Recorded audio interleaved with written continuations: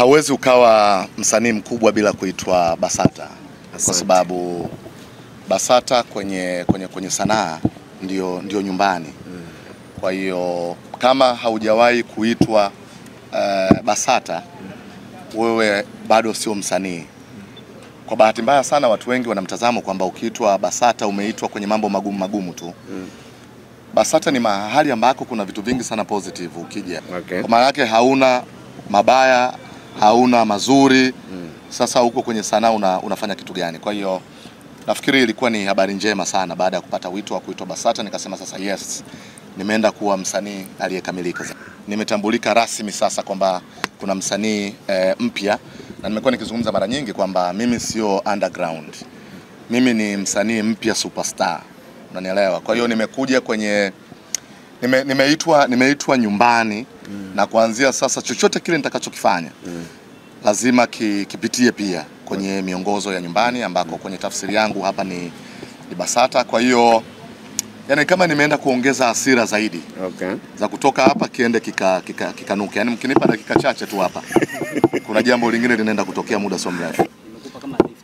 Mimi nina ukubwa wa utangazaji, lakini nina upya wa sanaa. Unanielewa? Mimi ni sanaa mpya tena. Mimi nina ukubwa kwenye media, utangazaji na uandishi wa habari, lakini sina ukubwa huo wa kwenye sanaa ya uimbaji.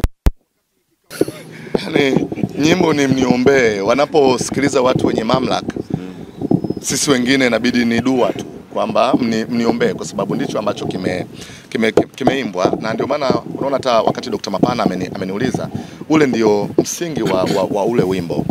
Wako watu wengi sana wanafanya maovu kwenye jamii yetu, na hatutaki kusema ukweli, kwa sababu kuna namna tunataka tufiche watu wasiujue ukweli. Hata huo umekosa namna gani, bado una nafasi mbele za Mwenyezi Mungu. Ule wimbo unazungumza ni dhambi tupu kuanzia mwanzo mpaka mwisho wa wimbo. Na tunaambiwa pia kwenye vitabu vitakatifu kwamba mwanadamu sio mkamilifu. Na ndio maana kwenye kila dhambi niliyoitaja, kama kwa lugha ya picha, mbele yake ulikuwa unaona kama napiga magoti kwamba hii ni dhambi kwa wale ambao tunaamini Mungu yupo, wale viongozi wetu ambao wapo kwenye kutusaidia, kwenye kutuongoza na kutufanya kuwa watu wema zaidi. Kwa hiyo hata uwe mkosefu vipi, bado mbele za Mwenyezi Mungu uko mlango wa toba, uko mlango wa msamaha. Na hiki ndicho ambacho kinaimbwa kwenye ngoma ya Mniombe. Sawa, Oscar, natamani sana kusikia take ya bosi wako Diamond Platinum baada ya kuisikia ngoma yako. Kuna mazungumzo yote ambayo umeyazungumza, comments yoyote kupitia ngoma yako? Amesema Oscar ndio msanii mkubwa wa hip hop anayekuja hapa nchini. Unanielewa? Na amefurahia kila ambacho kilifanyika, kwa sababu naye pia hakuwa anajua. Kwa hiyo nilitaka kumsurprise. Nilitaka niwe na mawazo huru bila kushirikisha watu wengi sana wakati unataka kushift kutoka career moja kwenda career ya pili. Nakumbuka mimi nilianza maisha wakati nilitoka chuo, nilianza maisha na ualimu. Nilifanya kazi serikalini, fundisha sekondari kama miaka 5 hivi. Baadaye nikaenda chuo kikuu nikafanya kazi kama mwaka 1.5.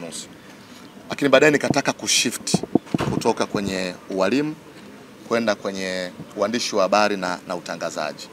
Wakati nataka kuswitch, sikumshirikisha mtu, kwa sababu unapotaka kufanya maamuzi makubwa kwenye maisha usipende sana kushirikisha watu, as long as wewe unaamini katika hayo mawazo. Kwa hiyo hiki ndicho ambacho kilitokea. Kwa hiyo nika switch. Nilivyoenda kwenye uandishi wa habari na utangazaji, nako pia mbona huyu ni mwalimu? Sasa huyu mwalimu amefikaje huko kwenye uandishi wa habari na utangazaji? Lakini nikaendelea kufanya kazi iliyokuwa bora, na ndio maana saizi jumuiya ya Watanzania wengi wananitambua kama mwandishi wa habari na mtangazaji. Hakuna mtu anakumbuka kama mimi ni mwalimu pia, na ni mwalimu kitaaluma. Sawa. Same thing. Wakati nataka kuswitch kutoka kwenye uandishi wa habari na utangazaji na kwenda kwenye career nyingine, sikutaka kushirikisha watu.